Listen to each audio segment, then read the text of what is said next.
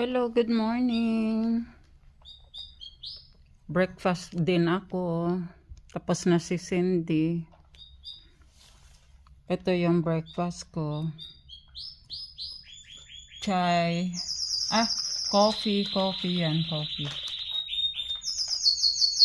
Tapos, lagyan ko siya ng ganito. Mamaya. Parang hindi kasi ako kahapon na i-try ko, hindi maganda eh. Tapos ito, cereal. Cereal yan. Ito yung breakfast namin. Minsan, ganyan. Ganyan ang mga breakfast namin. Tapos ito, tinihad kun sa atin sa Pilipinas. Good morning guys! Kamusta kayo guys?